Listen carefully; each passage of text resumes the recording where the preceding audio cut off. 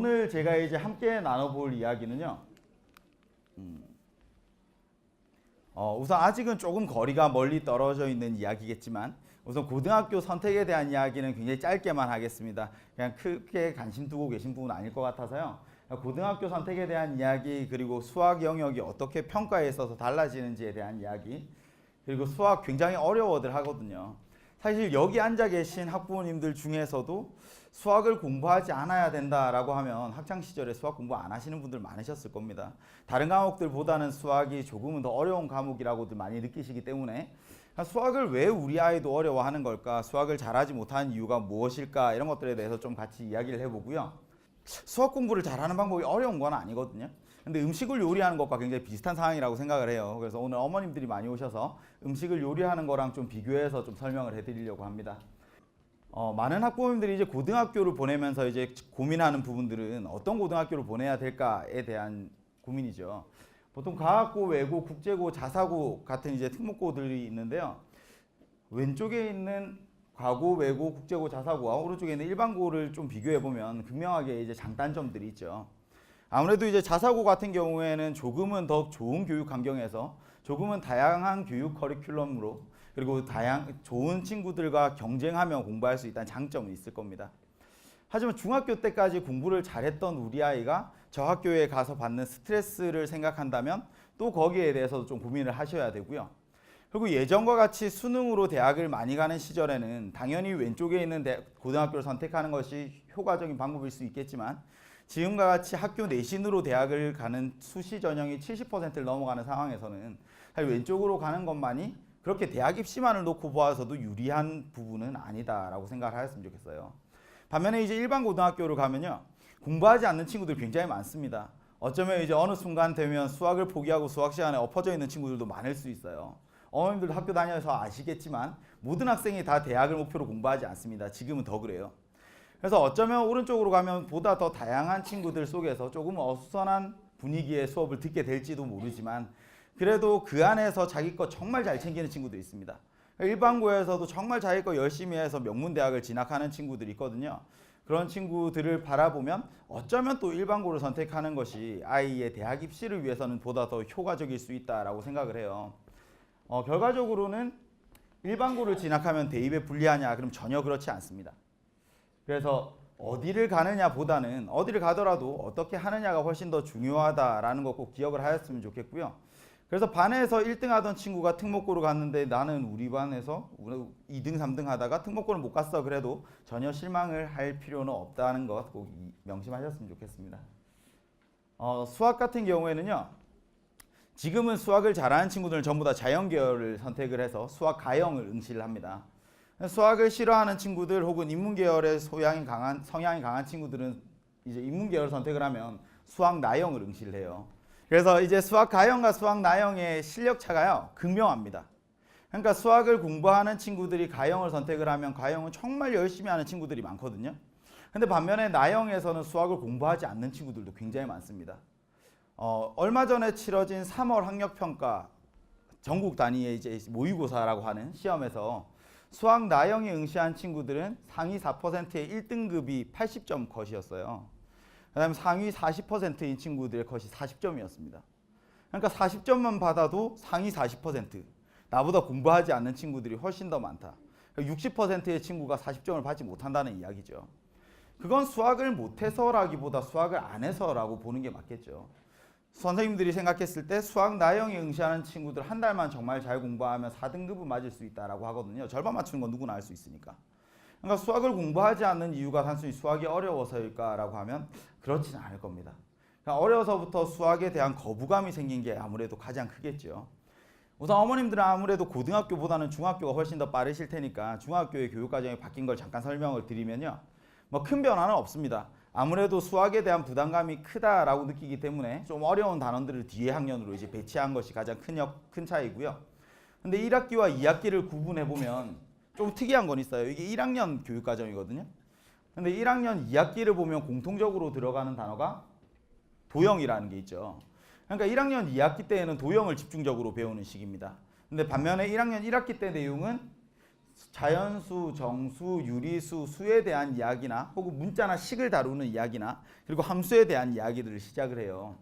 그러니까 어떤 친구는 1학년 1학기 때 수학 성적이 꽤 좋은데 2학기 때 성적이 낮다거나 혹은 1학년 1학기 때 성적이 뭐 나쁜 데 비해서 2학기 때 성적이 좋다거나 하면요. 사실 이게 똑같은 수학이 아니라는 거죠. 1학기 때는 아무래도 식을 다루는 일들이 많고 2학기 때는 도형들 다루는 일들이 많습니다. 그래서 혹시라도 아이가 수학을 고르게 성적을 받아오지 못한다면 아, 우리 아이가 이런 곳에 조금 약점이 있구나라는 것들을 생각을 하셔야 돼요. 2학년도 1학기 때 보면 유리수와 소수, 수에 대한 이야기나 식에 대한 이야기들을 주로 하죠. 그 다음 2학기 때에는 도형에 대한 이야기들을 합니다. 그러니까 수학 교육 과정이 연속성이 있지 않아요. 사실 중학교 3년이 끝나고 나서 가장 먼저 해야 되는 건 고등학교 선행이 아니라 1학년 1학기, 2학년 1학기, 3학년 1학기 각 학년의 1학기 걸 몰아서 한 번에 복습하는 게 필요하고요. 그 다음에도 1학년 2학기, 2학년 2학기, 3학년 2학기를 모아서 도형에 대한 내용들을 총정리 복습하는 게 필요해요. 근데 그러지 않거든요. 그냥 중3 딱 끝났다라고 하면 제일 먼저 하는 게 뭐 잘하는 형이나 뭐 누나들이 다니는 학원들을 알아보고 고등학교 수학을 공부하는 학원들을 주로 보내시잖아요. 근데 그러니까 중학교 때 꽤 탄탄해질 수가 없어요. 아이들 입장에서. 이게 1학기 때 배우는 것과 2학기 때 배우는 것이 이렇게 매년 각각으로 끊어져 있게 배우기 때문에 그 흩어진 조각들을 모으는 것이 중학교를 졸업하고 나서 가장 먼저 해야 되는 일이 되는 거죠. 그래서 고등학교에 있는 선생님들은 중학교의 내신 성적을 그렇게 신뢰하지 않습니다. 중학교 때 수학 잘했던 친구가 고등학교 와서 수학 잘한다는 보장도 없고요. 중학교 때 수학 성적이 나쁘다고 해서 얘가 고등학교 와서 수학을 여전히 못할 거라고 생각하지도 않아요. 중학교에서 고등학교 1학년으로 딱 넘어오면서 학생들의 성적이 굉장히 많이 뒤바뀝니다. 근데 성적이 나빴던 친구가 고등학교 1학기 첫 시험을 잘 치러내면요. 그게 쭉 탄력받아서 가는 경우들이 많아요. 근데 중학교 때 굉장히 잘했던 친구들도 고등학교 1학년 첫 시험을 망쳐버리면 그 다음부터 자존감도 툭 떨어지고요. 계속 하얀 곡선을 그리는 경향들이 많아요. 그러니까 중학교에서 고등학교 올라가기 전에 겨울방학은 너무나 중요한데 그 시간이 선행만을 하는 시간이 아니라 중학교에 흩어져 있던 공부들을 복습하는 것이 우선 잘 되어야 된다라는 말씀을 꼭 드리고 싶습니다. 특히나 고등학교 3학년 학생들에게 앞에서 이렇게 설명을 할 때는요. 이미 수학을 잘할 수 있는 시기는 다 지났습니다. 그래서 그런 친구들에게 뭐 한 달 만에, 두 달 만에, 석 달 만에 성적이 오른 몇몇 친구들의 기적 같은 이야기들을 이야기하면서 희망을 전해주려고는 하지만 사실상 그때 되어서 수학을 잘한다는 건 거의 불가능한 일이거든요. 제가 고등학생 앞에서는 수학을 잘할 수 있는 방법보다는 어쩌면 현실적으로 수학 성적을 잘 받을 수 있는 방법에 대해서 가르치기도 해요. 수학을 잘하는 것과 수학 시험을 잘 치는 건 또 다른 이야기거든요. 정말 기출문제 계속 풀고 유형별로 계속 풀고 틀렸던 문제도 오답 정리하고 이러다 보면 성적은 오를 수 있거든요. 근데 그게 수학을 잘할 수 있는 방법이냐? 그럼 그렇진 않습니다. 이제 굉장히 몸이 좋은 남자의 사진이 있잖아요. 근데 내가 그걸 곁에서 본다고 해서요. 아, 나도 저렇게 운동을 하면 되겠구나라고 착각하면 안 되죠. 나는 그렇게 운동을 할 수 있을 리가 없어요. 그렇게 해보지 않았거든요. 이게 인과관계가 완전히 바뀐 겁니다. 아, 저 사람이 저렇게 운동을 해서 저렇게 멋진 몸을 가졌구나가 아니라 처음에는 저런 몸이 아니었을 거예요. 처음엔 가벼운 운동부터 시작을 했겠죠. 근데 하다 보니까 점점 그런 운동들을 할 수 있을 만한 근력이 생긴 거거든요. 근데 어머님들은 착각을 하시는 거죠. 아, 저렇게 운동하면 몸이 좋아지는구나. 마치 전교 1등을 보면 저렇게 공부하면 전교 1등 하는 거구나. 그런 거 아니거든요. 걔는 공부를 하다 보니까 그런 어려운 문제들을 풀어낼 수 있는 힘이 생긴 거지. 그런 어려운 문제집을 풀고 어려운 문제들을 풀어내서 전교 1등이 된 건 아니거든요. 처음에는 쉬운 것부터 자기 자신에게 맞는 것부터 하셔야 되는데 왜 그렇게 반의 1등인 친구들, 전교 1등인 친구들 흉내 내려고 하는지 모르겠어요. 그러시면 안 되거든요. 우리가 봐야 되는 건 도대체 어떻게 저 사람은 처음부터 해왔을까? 처음에는 도대체 어떻게 시작을 해야 되는 걸까? 남들이 보았을 때 그럴싸한 거 말고 정말 스스로에게 당당할 수 있으려면 노력들을 해야 되는데 근데 이런 고민들을 하죠. 이제 도대체 어디까지 선행학습을 해야 될까? 옆에 애들보다 나는 우리 아이가 선행학습이 늦으면 좀 불안해 하시는 건 어쩔 수가 없는 거죠. 주변에선 벌써 이제 대치동, 흔히 말하는 대치동 키즈들은요. 초등학생들이 고등학교 수학을 공부하는 경우도 있어요. 근데 이제 초등학교 2학년인 친구가 막 후기를 남겨뒀더라고요. 근데 제가 거기에다가 이렇게 이야기를 했어요. 물론 이 세상에 천재는 있을 수 있지만 그래도 초등학교 2학년이라면 초등학교 2학년에게 맞는 공부가 있다.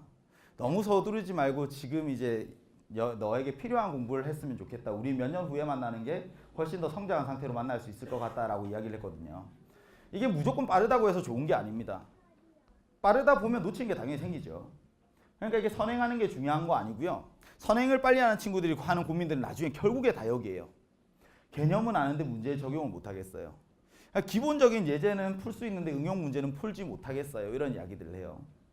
수학을 잘할 수 있는 유전자가 타고나는 것을 본 적이 있는 것 같아요. 근데 저는 그 케이스는 아닙니다.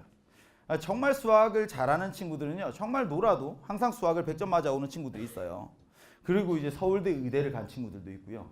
근데 그런 친구들은 정말 0.01%밖에 안 됩니다. 나머지 99.99%는요 노력으로 극복이 가능하니까 그런 정말 소수의 천재들을 보고 속상해할 필요는 전혀 없어요. 대신에 이건 정확히 아셔야 돼요. 이 공식과 개념이 다르다라는 걸 느끼셔야 됩니다. 많은 친구들이 공식을 외우는데 혈안이 되어 있어요. 학원에서 공식을 가르치는데 혈안이 되어 있어요. 이 공식만 알면 문제들 다 풀어낼 수 있는 것 같거든요. 이 공식의 숫자들만 바꾸어서 옆에 문제들을 쭉 놓아두면 우리 아이가 그걸 맞추면서 얘가 수학을 잘하는구나 라고 착각하거든요. 근데 공식과 개념은 다릅니다. 요즘 나오는 잘 만들어진 개념서들에는요, 공식 말고 왜 그렇게 되는지 필요성들을 적어놓은 책들이 굉장히 많아요. 근데 소위 예전에 이제 어머님들이 어쩌면 공부하셨을 정석 같은 책은 개념이 전혀 담겨 있지 않죠. 공식만 담겨 있습니다. 근데 친구들이요, 개념이 잘 정리되어 있는 책을 보더라도 위에 있는 문장들을 잘 읽지 않습니다. 수학책을 읽어야 된다는 생각 자체를 하지 않아요. 그러니까 위에 있는 거 다 뛰어넘고 마지막에 자그마한 박스 하나에 공식이 나와 있으면요, 그 공식만 외워요. 그럼 자기가 공식을 알면서 문제를 안다고 착각을 하죠. 옆에 친구가 문제를 못 풀면요, 내가 아는 걸 걔가 모르는데 내가 그 앞에 자랑하고 싶은 마음을 참을 수가 없어요. 막 이거 있잖아, 여기에 대입하고 여기에 대입하고 여기에 대입하면 답이 나와. 그러면서 굉장히 기뻐합니다. 근데 그건 개념을 아는 게 아니거든요. 그렇게 공부하면 조금만 숫자가 바뀌어도요, 상황이 바뀌어도요, 신유형이라 그래요. 신유형이라서 내가 못 풀었어. 내가 풀었던 문제 중에는 이런 문제가 없었거든요. 근데 수능에서는 내가 1만 문제, 2만 문제를 풀어도 처음 보는 문제가 나올 가능성 굉장히 높습니다. 그렇다고 해서 그 문제들 전부 다 신유형이라고 하고 포기해버리면 당연히 안 되겠죠. 그래서 이제는 공식이 아니라 개념을 공부하셔야 돼요.